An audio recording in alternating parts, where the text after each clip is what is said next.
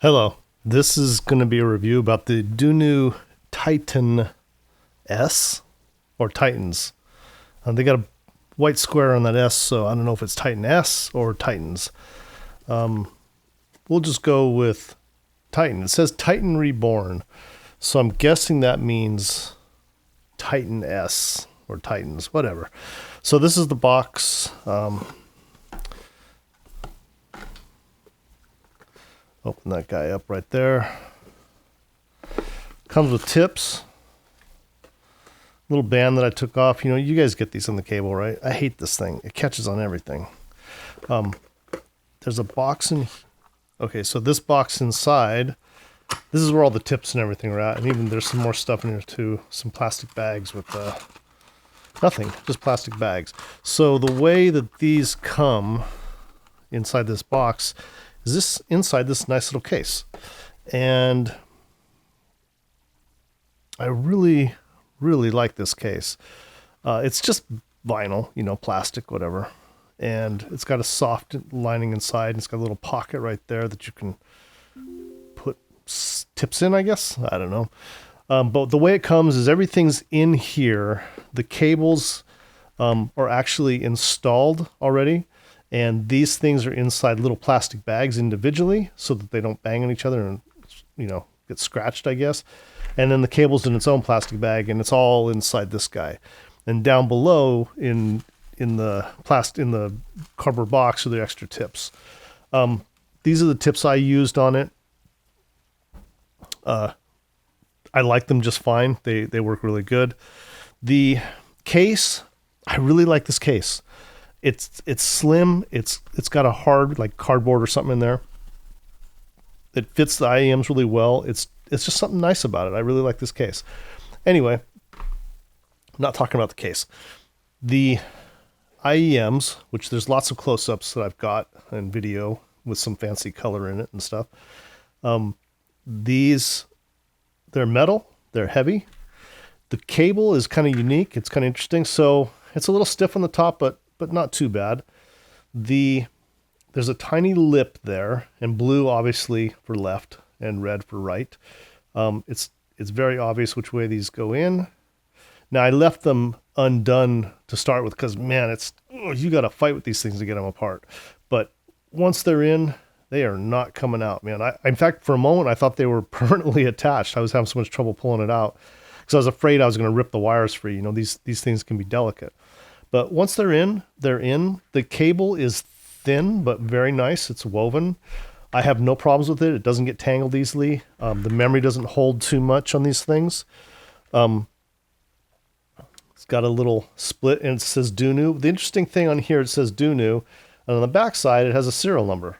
Now, is that the serial number for this cable, for the entire IEM? I didn't see another serial number, so I didn't really try to match it up to find out, but it's kind of interesting. There's a serial number on the back. Either way, it's a woven cable. Doesn't really come apart a little bit, I guess. 3.5 aluminum. I can feel it. It's very cold. It's definitely an aluminum connector or end point there. Aluminum on the split. Metal on the Dunus themselves. And that's it for the box and stuff. So let's get into listening with these, because these were tough. This was a tough one to do as far as reviews go, because when I first pulled, okay, so you guys ever do that Amazon overnight delivery they've got now? It caught me off guard the first time it happened, but I ordered something and I didn't know, but overnight was already checked, and the order got there at like 4 a.m. in the morning. The guy was knocking on my door. I'm like, what the hell? So this was the same thing. I woke up on, I think, a Saturday morning because the dog started barking, and I heard a knock at the door, and I went downstairs, and it must have been like 5:30 a.m. or 6 a.m. It was really early, and this package was there already. Got there early, so that's fine. Everyone else is still asleep, which is the perfect time. I went and unboxed them, and I plugged them into the BTR7, my favorite little device, the FiiO BTR7. Now, I put them in and started listening to them. Of course, I'd just woken up, Everything's loud when you first wake up. House was quiet. Plugged these in, started listening, and holy smokes, I was blown away by the way they sounded. And I thought, okay, something's wrong.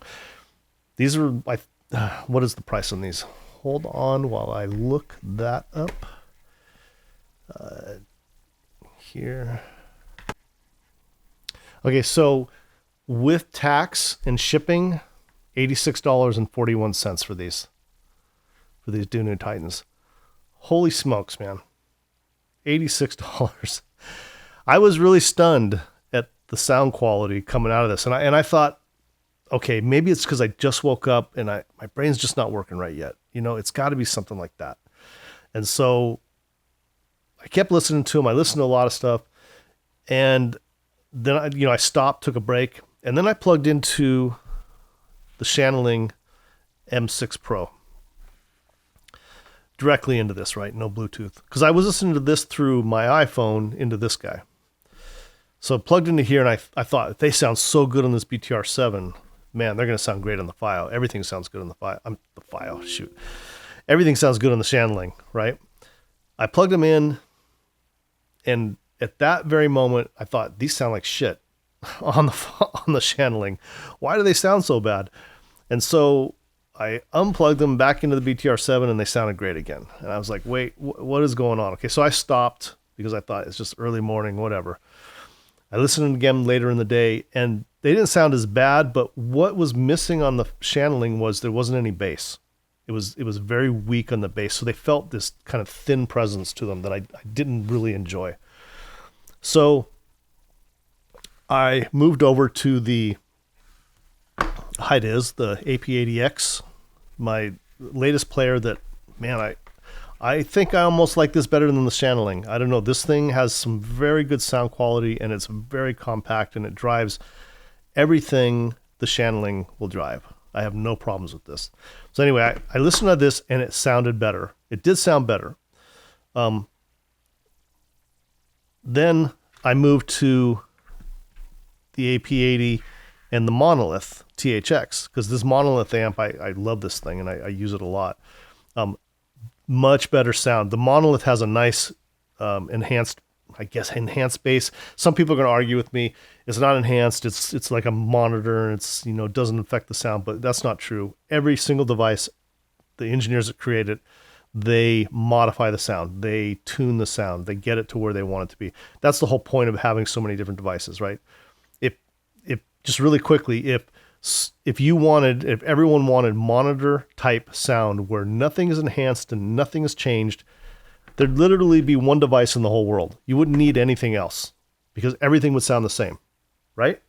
But people like playing with sound and getting different effects, and there's different people with different hearing, and just like there's so many different types of food, it's because there's so many different ways to make things taste. Same thing with sound. There's so many different ways to tune a device to give a different presence in the sound. So anyway, sorry, off on a rambling shot there. Sounds really good with this combination. Sounds good on this alone. Not as good as the BTR7.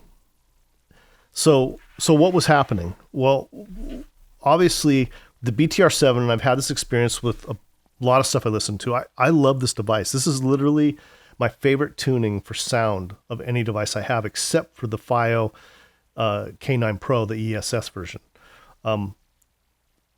This put out more bass. That's what it felt like. So guitar strings, when someone, like any song where there's a lot of heavy strumming and attack on the guitar strings, I could feel that. Like I could tell when they were strumming hard, I could just feel that the attack was very good because this was enhancing the bass a little, and the treble is really good on these Dunu Titans. So what I found was that, it was definitely the bass. So I went back to the Channeling M6 Pro, and I tried it on the HiDis, whatever as well. And I tried to, using the EQ, bring the bass up. And yeah, it worked. It did bring the bass up, but it didn't sound good. And no matter how I played with it, I could not get the same kind of sound signature I was getting on this BTR7.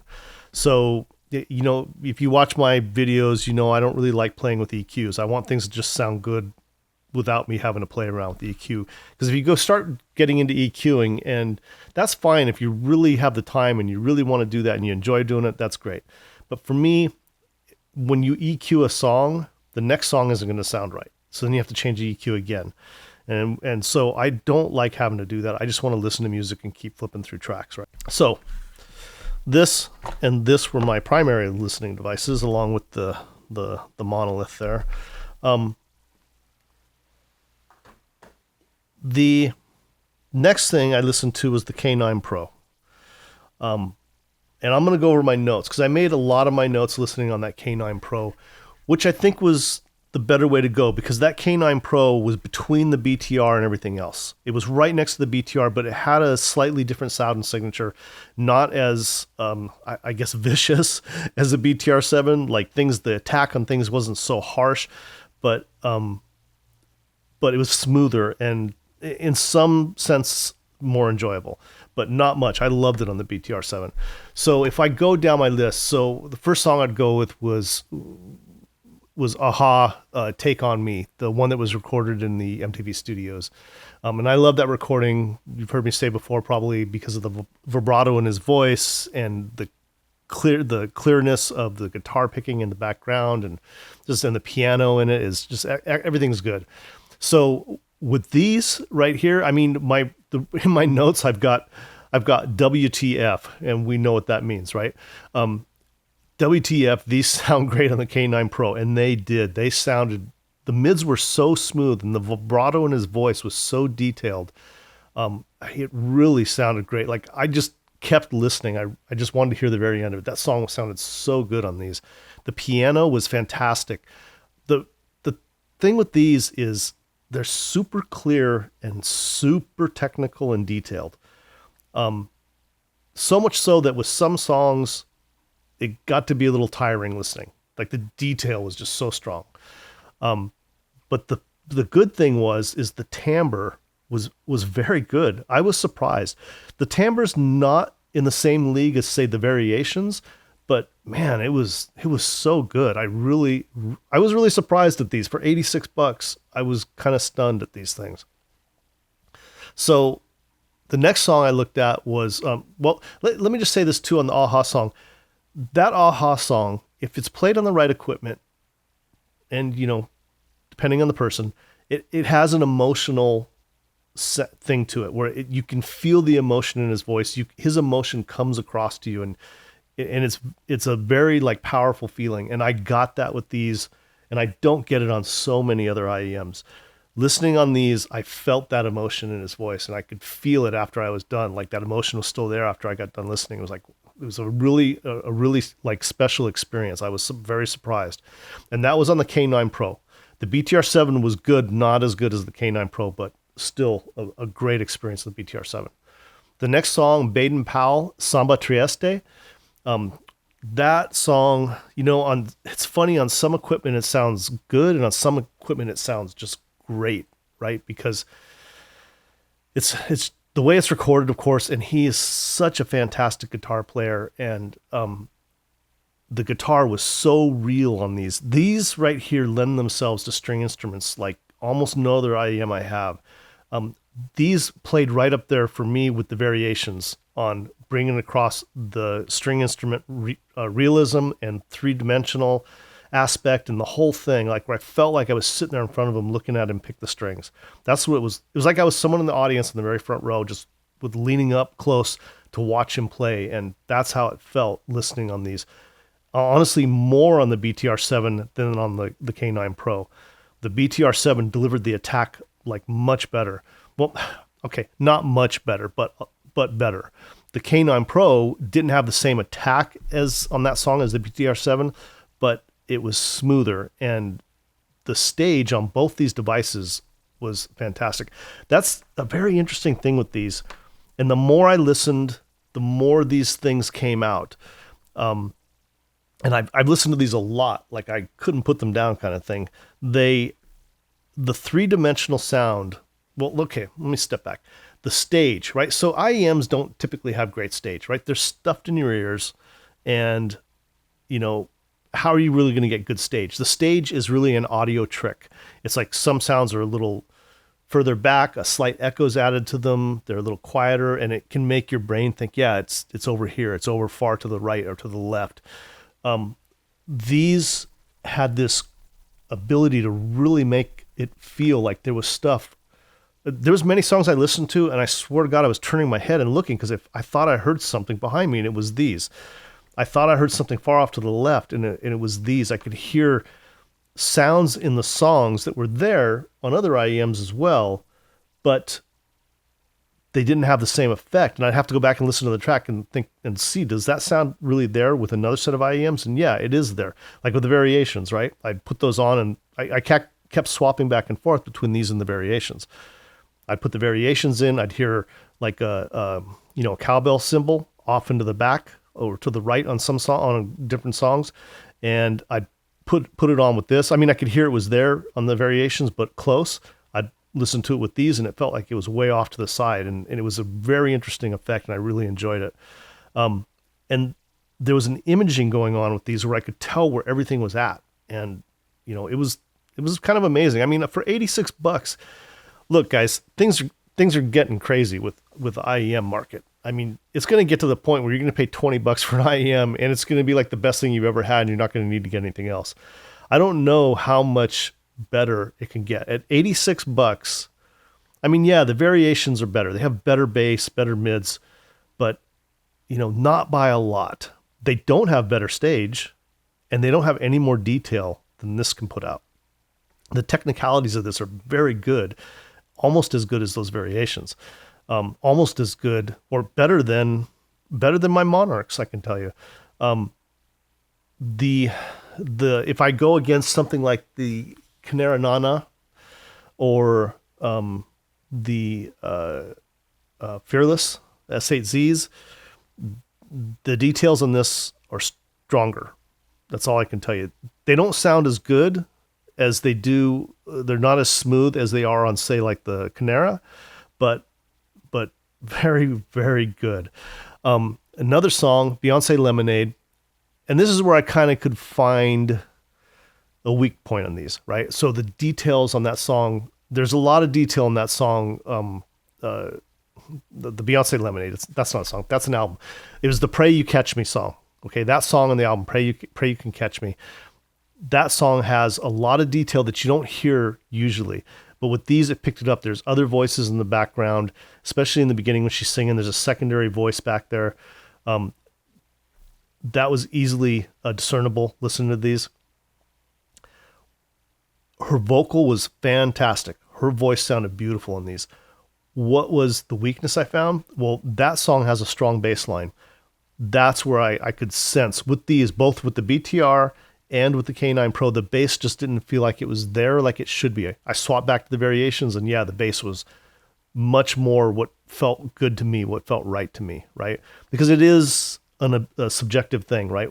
How much bass I like and how much bass you like, those are two different things. So I like things that aren't so bassy that it overruns everything. I want the bass to feel correct. That's how I like it.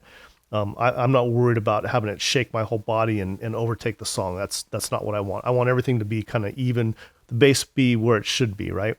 And I've seen enough concerts and enough different bands in concert to know kind of how they wanted the bass to sound. I guess I kind of, audio memory is a little weird, but so I kind of know what feels right to me on a song.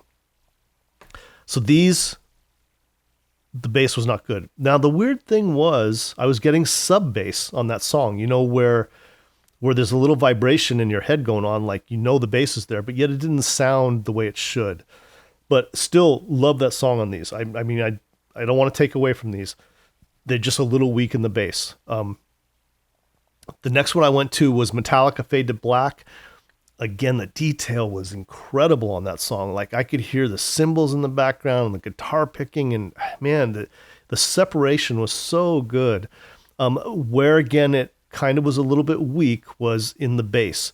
Drums sounded right. I could hear the drums, and I couldn't really feel them like I wanted to. And they just sounded a little weak to me. Not like they would on some of the other IEMs I've listened to. Crystal Method, Watch Me Now, that sounded really good on these. Again, bass was not where it should be, but bass was still okay. It wasn't like bad. Rodrigo and Gabriela, the song Triveni. So at the very beginning of that song, I think he's the one who's playing the guitar and she's the one tapping with her fingers on the guitar body. And it's very fast. And the detail that I could hear in that was honestly better on these than almost anything I've listened to. It was like this crazy, I could hear her fingers hitting the wood. The sound was so realistic. The timbre was just so good. Bass was okay. The bass line, they don't have a lot of bass in that song, but now on the variations, the timbre is also really good on that song. And I can really discern that her fingers hitting the wood really hard on there. The thing is, the bass feels in the mid or the sub bass feels a little stronger on the variations than it does on these. Therefore, I do like it better on the variation, but still a great experience listening on these. Chris Cornel, Nothing Compares to You. You guys have probably heard that one. It got really popular on YouTube for reaction videos. But wow, the detail in his voice was fantastic on these. It was so clear and so like rich and realistic. There was times where I could close my eyes while I was listening and I could feel like I was there in the studio, like what it would be like to sit there in the studio watching these guys play. That's how it felt with these, which is stunning to me at this price point, but I did get that experience. George Benson, Affirmation. I mean, I don't know what to say, just like, again, W2EF on these, because these things deliver guitar reproduction like I just haven't heard in anything in this price range. That's about it. I listen to a lot of stuff, but I think I've talked enough about the music on these. But treble, fantastic. High, not grainy, very clear, very smooth. Mids, very clear, very smooth, no veil at all. Timbre, excellent. I mean, for this price, you can get better, but you really got to pay a lot more to get better. The way it attacks guitar strings, that sound, it makes it, you feel like you're watching them play. The person's there in front of you and you're watching them. That's how it feels. Mids, very good, very smooth. Bass and sub bass, that's where it's a little weak at. You might be able to EQ it to your taste. That's not something I was able to do. Maybe I'm just not good at it, but I could not get the bass where I wanted in the EQ. It made everything else sound funny. I tried cutting the lower mids way down and still I couldn't get the bass where I liked it. But stage, wow, huge on these things. I was very surprised at the stage on these. The stage on these is wider than on the variations for sure. Wider than pretty much, I want to say it's as wide, maybe a little wider than the Kinera Nanas. I really got this realistic sense of things being off in the distance on this, where it would even make me start looking around a little on some tracks. 3D realism was very good if we stayed in the upper end. Even with snare drums, it reproduced that really good as well. It's just that deep bass that it wasn't good at. Now, mostly listen to BTR7, Hit Is Pro, with the monolith and without, and the K9 Pro. It sounded best on the K9 Pro and on the BTR7 for sure. $86, and I think this is like $150, $200. For $280, you've got a pretty crazy setup here. And listen, I listen to this a lot on my iPhone, right? And I don't always do that because, there's a reason for DAPs. DAPs typically have better audio hardware in them. And they're just better at the way they deliver it. For the iPhone, it does sound good, like fantastically good with this. So I didn't have any problem at all. The thing with the iPhone is that I get calls all the time and emails all the time and text messages and my work and friends and family and blah, blah, blah. And so I'm constantly getting interrupted by those things. That's why I don't like to use the iPhone except for casual listening. And sometimes if I've got the iPhone and I don't want to be bugged and listen to music, I'll just put it in airplane mode, right? So that no one can get to me. but still some little alert's going to pop up. It's just the way it is with these things. But iPhone and BTR7, Android, my daughter's Android, I listen to that. Android and BTR7, it freaking sounded great. So you could get away with this and have a fantastic system. Truthfully, for you to get a better sound than this puts out, you know, to beat this, you're going to have to spend a lot more money, right? I keep saying variations because right now those are my favorites. Those things are like $550, $560, something like that. And then you could use them on the BTR7, right? Or you could use them on some other equipment. But this has got a nice cable, a very nice case, a great selection of tips. This thing is not coming off, man. It is like on there solid, that cable right there. They're not like fancy looking or super attractive or anything, but you know, this is one of those sleeper things, right? Where, yeah, it doesn't look too great, but man, when you listen to it, I was not expecting for that price point. And when I opened it up, I was like, yeah, it looks like it's okay, you know, it's the build quality and everything. But man, when I listened to it, I'm very shocked at how good these things deliver. So if you're a bass head, I guess my final thing is that for the price, I believe these are fantastic buy. I think they're a great buy. I do think they're very amp dependent. So some sources they're not going to sound good on. If you've got a BTR7, or if you've got a desktop amp you really like, but if you've got the BTR7, maybe the hit is 80. There's probably others that I can only test with what I have. But if you've got this guy, for sure, you're going to get a very great experience. So for the price, I think these are a fantastic buy. Just beware that the bass is a little weak on these. So if you're a bass head, these are not going to be for you. Okay, if you're a bass head, you're going to listen to them and you're going to go, that Electromod guy is full of shit because they don't sound good, right? But if bass is not the main driving force for you buying audio equipment and you love that kind of large stage, 3D, realistic, good timbre, mids, upper mids, treble, and fantastic detail, then these are definitely a good buy for you at that price. I hope that helps you out. They didn't send me these. In fact, this is the first Dunu product I've ever listened to, ever. I've always actually not liked their products. I always didn't like the way they look, or people would say things about them. I'm like, I'm not even gonna bother with that. I've never bought a pair of Dunus, but I saw these and I thought, let me try them out. And man, I'm wondering now if this is the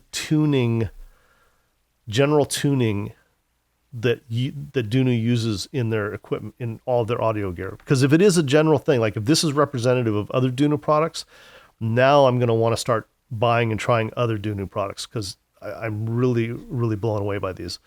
Okay, so I know I rambled on and totally hyped these, and I'm sorry for doing that, but again, I'm not affiliated with them. I don't make any money from these guys. They didn't send me these. I just had a fantastic experience using these and this BTR7. I'm not going to even bother with anything else. These two together were like they were made for each other kind of thing. So if you've got the BTR7, you may want to give these a listen and then let me know what you think in the comments. All right. Well, you guys have a great day, and I hope this video helps you out.